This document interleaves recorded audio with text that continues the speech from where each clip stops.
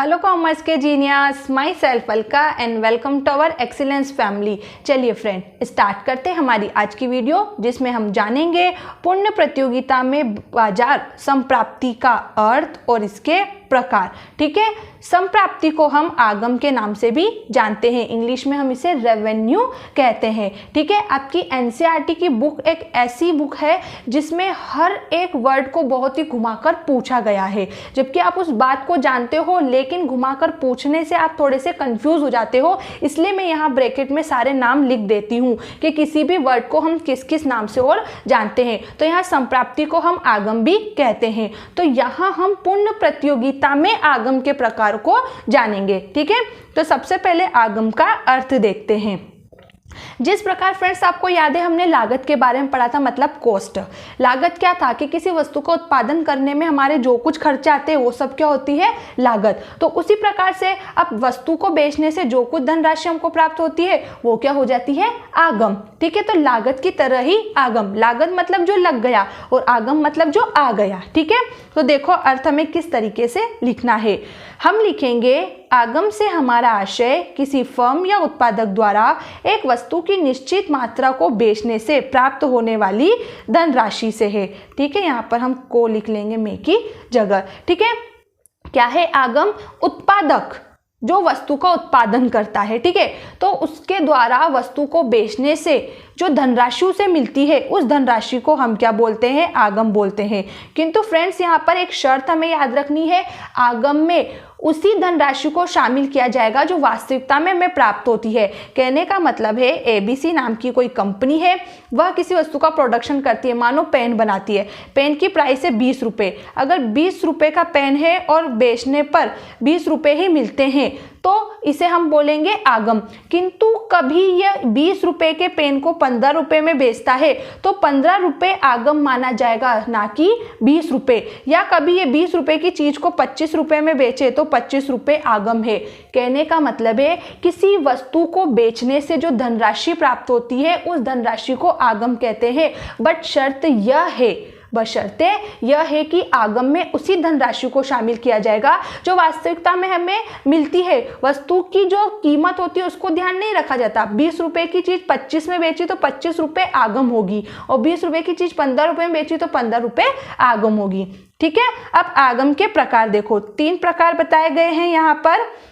पहला बोला गया है कुल आगम, मतलब कि टोटल रेवेन्यू। ये यहाँ पे थोड़ा सा मिस्टेक हो गया, हम क्या लिखेंगे यहाँ पर, आगम। ठीक है, सेकंड है औसत आगम, जिसे हम क्या बोलेंगे, एवरेज रेवेन्यू। और थर्ड है सीमांत आगम, जिसे हम बोलेंगे मार्जिनल रेवेन्यू। ठीक है, अब इन तीनों के अर्थ हमें जानना है और तीनों के लिए यहाँ पर तालिका भी बनाई गई है कि average revenue, marginal revenue, total revenue कैसे हम कैलकुलेट करते हैं। ठीक है, तो यहाँ पे मैं आपको पहले टेबल समझा देती हूँ ताकि जब हम मीनिंग पढ़ेंगे तो आपको याद हो जाएगा इनका अर्थ। ठीक है, तो देखो यूनिट्स तो हमें लेनी है, तो हमने 1 to 6 यहाँ पर यूनिट ले ली है। अब हम पूर्ण प्रतियोगिता में आगम के प्रकार पढ़ रहे हैं, इसलिए यहाँ पर प्राइस हमेशा कैसी रह गई, एक समान। वस्तु की कौन सी भी यूनिट हो उस पर प्राइस क्या रहेगी, एक समान। पूर्ण प्रतियोगिता बाजार क्या है, एक ऐसा बाजार जहां पर समरूप वस्तु होती है, मतलब एक समान रंग रूप की वस्तु होती है और कितने ही विक्रेता वस्तु को बेचने वाले हो, लेकिन सभी के पास वस्तु समरूप होती है और एक समान मूल्य की होती है। तो यहाँ पे सबकी कीमत क्या है, फिक्स है। पूर्ण प्रतियोगिता में वस्तु की कीमत स्थिर रहती है, कोई भी विक्रेता वस्तु की कीमत को नहीं बदल सकता। अब टीआर और हम ले लेते हैं, या तो आप एमआर को लिखो या फिर टीआर को लिखो, क्योंकि एमआर से हम टीआर निकाल सकते हैं, फिर टीआर निकलने के बाद हम एआर निकाल लेंगे। ठीक है, तो हम यहाँ पर टीआर लिख लेते हैं। ठीक है, यूनिट लेनी है, हमें प्राइस लेनी है, और टोटल रेवेन्यू और मार्जिनल रेवेन्यू दोनों में से आप किसी के भी आंकड़े रख सकते हो जिसके बेस पे बाकी की 2 बातें हम ज्ञात कर सकते हैं। तो यहाँ हम टोटल रेवेन्यू को ले लेते हैं। ठीक है, तो यहाँ मैंने 10, 20, 30, 40, 50, 60 ये ले लिया। ठीक है, तो टोटल रेवेन्यू का मतलब होता है किसी वस्तु की इकाइयों को बेचने से जो धनराशि प्राप्त होती है उस कुल धनराशि को क्या बोला जाता है, टोटल रेवेन्यू। जैसे यहाँ पे वस्तु की 6 इकाइयों को बेचने पर क्या धनराशि प्राप्त हुई, 60, तो टोटल रेवेन्यू क्या हो गया, 60। ठीक है। तो इसकी डेफिनेशन में भी यही लिखा है कि एक फर्म को अपने उत्पादन की एक निश्चित मात्रा को बेचने से जो कुल धनराशि प्राप्त होती है उसे कुल आगम टोटल रेवेन्यू और टीआर कहते हैं। 6 इकाइयाँ बेचने पर कुल 60 रुपये प्राप्त होते हैं तो कुल आगम कितना हो गया 60 रुपये। हमने भी अभी यहाँ पर यही पढ़ा था, 6 इकाइयों को बेचने से 60 रुपये प्राप्त हुए। अब सेकंड हम यहाँ पर बात करेंगे मार्जिनल रेवेन्यू की, लेकिन उससे पहले हम टोटल रेवेन्यू का यहाँ पे मैंने जो फॉर्मूला लिखा है उसे भी देख लेते हैं। क्या लिखा है, टीआर टोटल रेवेन्यू बराबर प्राइस इंटू क्वांटिटी। ये तो इंग्लिश में लिखा है और हिंदी में लिखा है कुल आगम बराबर प्रति इकाई कीमत इंटू बेची गई इकाइयाँ। अब ये जो चित्र दिया है इसमें देखो टीआर बढ़ता हुआ है। अब क्यों बढ़ता हुआ है, क्योंकि 1 2 3 4 5 6 इकाइयाँ थी और यहाँ पे टोटल रेवेन्यू 10 20 30 40 50 60 था। तो पहली इकाई पर 10, दूसरी पर 20 30 40 50 इस तरीके से बढ़ रहा था, तो टोटल रेवेन्यू तो हमारा बढ़ा हुआ होगा। ठीक है, अब हम बात करेंगे यहाँ पर औसत आगम की।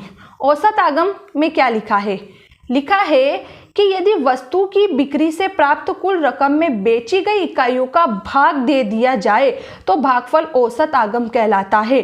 उपयुक्त तालिका में 5 इकाइयाँ बेचने से 60 रुपये प्राप्त होते हैं। सॉरी, यहाँ पर 5 नहीं आएगा, यहाँ पे 6 आएगा कि 6 इकाइयों को बेचने से 60 रुपये प्राप्त होते हैं। तो औसत आगम क्या होगा, यहाँ पे किस तरीके से लिखा है इसने, 6 इकाइयों को बेचने से कुल आगम कितना मिलता है 60, कुल पैसा कितना आता है 60 रुपये, तो यहाँ पर औसत आगम कितना आ गया 10 रुपये।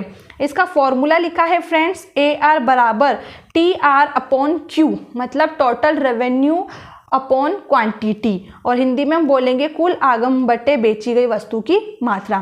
तालिका से देखो, वैसे आपने टोटल कॉस्ट जब निकाली थी तब आपको मालूम ही है कि एवरेज हमेशा कैसे निकलता है, एवरेज हमेशा डिवाइड करने से ही निकलता है। तो सिंपल सा फॉर्मूला है, कुल आगम में बेची गई इकाइयों का भाग देने पर प्राप्त होने वाली धनराशि क्या कहलाती है, औसत आगम। जैसे यहाँ पर फर्स्ट लिखा है कि टोटल रेवेन्यू कितना है, यहाँ पर 10 है, पहली इकाई बेची तो कितना है 10 रुपये।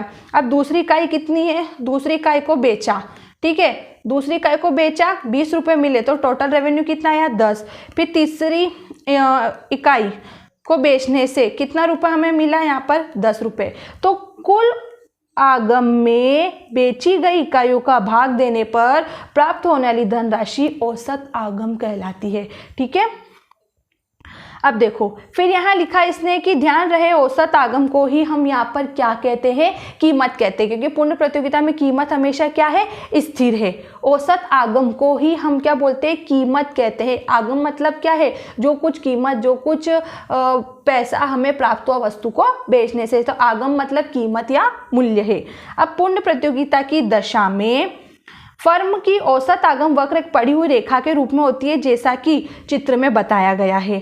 बिल्कुल सही, क्योंकि पूर्ण प्रतियोगिता में वस्तु का मूल्य कैसा होता है, एक जैसा। जैसे हमारे पास यहाँ पे यूनिट थी 1 2 3 4 5 6, और यहाँ पे हम मान लेते हैं 0 10 20 30 40 50, यहाँ पे हम लिख लेते हैं एवरेज रेवेन्यू, टोटल रेवेन्यू, ऐसा लिख लेते हैं। तो अब हमें एवरेज रेवेन्यू निकालना है।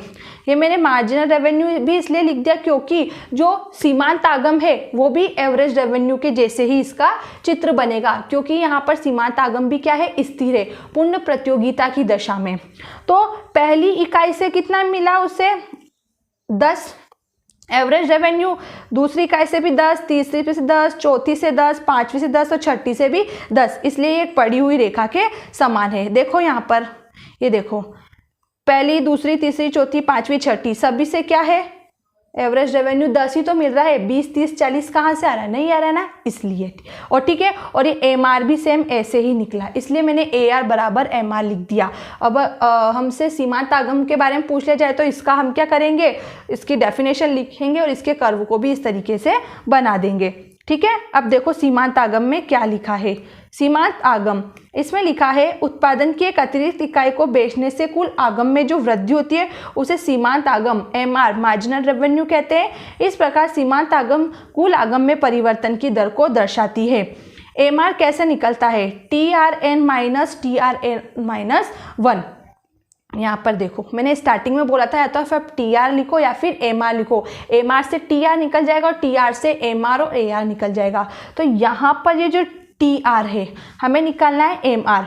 फॉर्मूला हमने वहाँ पे पढ़ा था, एम आर बराबर T R N minus T R N minus 1।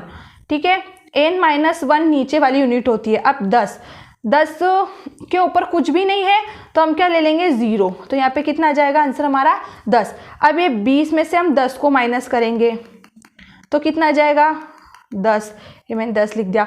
फिर 30 में से 20 को माइनस करो तो क्या आ जाएगा 10 आ जाएगा। फिर 40 में से 30 को माइनस करो 10, 50 में से 10 को माइनस करो 10 और 60 में से 50 को माइनस करो 10। तो कुल मिला के टोटल रेवेन्यू को माइनस करने पर एम आर आ जाता है और टोटल रेवेन्यू को माइनस करने पर एम आर आ जाता है। और ए आर कैसे आएगा, टोटल रेवेन्यू में यूनिट्स को डिवाइड करने पर। ठीक है, तो इस तरीके से हमने ये निकाला है। तो फिर यहाँ पर लिखा है कि पूर्ण प्रतियोगिता में सीमांत आगम और औसत आगम बराबर होती है। ये देखो एम आर और ए आर बराबर है। क्यों बराबर है, क्योंकि वस्तु की कीमत निश्चित रहती है। और इसका चित्र भी कैसे बनेगा, जो हमने इसका चित्र बनाया है यहाँ पर औसत आगम का, वही सीमांत आगम का चित्र है। आया समझ में आपको। पूर्ण प्रतियोगिता की स्थिति में हमने आगमकार तो प्रकार को जाना और इनके चित्र को जाना। अब अगर आपको इसके फॉर्मूले, इसके मीनिंग, इसके चित्र में किसी में भी कोई डाउट होता है तो डाउट को माइंड में नहीं रखना है, कमेंट्स बॉक्स में लिखकर दूर करना है। ठीक है friends, thanks for watching this video, bye bye.